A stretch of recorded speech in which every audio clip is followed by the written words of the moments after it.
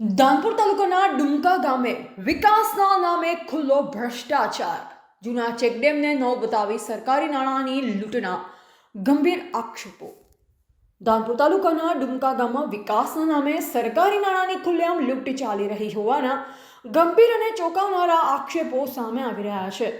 વર્ષોથી અસ્તિત્વમાં રહેલા જૂના ચેકડેમને માત્ર રિપેરિંગ કરી તેને કાગળ પર નવું ચેકડેમ દર્શાવી લાખો રૂપિયાનું કામ પસાર કરવામાં આવી રહ્યું હોવાનો સ્ફોટક ખુલાસો સ્થાનિક જાગૃત નાગરિકોએ કર્યો છે.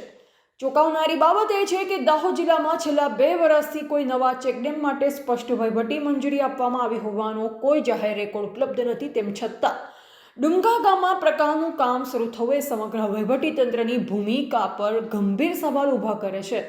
આ સમગ્ર મામલે આ મુજબના તીવ્ર પ્રશ્નો વહીવટ સામે ઊભા થયા છે. શું આ કામ ધાનપુર તાલુકા વિકાસ અધિકારી ટીડીઓની મંજૂરીથી ચાલી રહ્યું છે કે પછી તેમની આંખમાં ધૂળ નાખીને? શું જિલ્લા વિકાસ અધિકારી ડીડીઓને આ કામગીરીની કોઈ લેખિત માહિતી આપવામાં આવી છે કે નહીં? જો મંજૂરી નથી તો આ કામ કોની રહેમ નજર હેઠળ ચાલી રહ્યું છે? છેલ્લા 2 વર્ષથી કોઈ નવી વહીવટી મંજૂરી ન હોવા છતાં કામ માટે ફંડ ક્યાંથી આવ્યું? અને સૌથી ગંભીર પ્રશ્ન, આ કામને નવું દર્શાવવાની મંજૂરી કોણે આપી?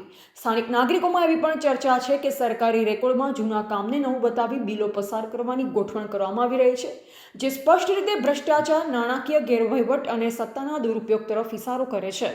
જો આ મામલે તાત્કાલિક અને તટસ્થ તપાસ નહીં કરવામાં આવે તો ગ્રામજનો તથા જાગૃત નાગરિકો દ્વારા ઉગ્ર આંદોલન, કલેક્ટર કચેરી તથા રાજ્ય કક્ષાએ રજૂઆત કરવામાં આવશે તેવી સ્પષ્ટ ચેતવણી આપવામાં આવી રહી છે.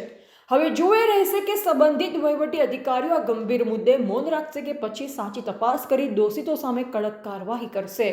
રિપોર્ટર કિશન મોહનિયા, દાહોદ.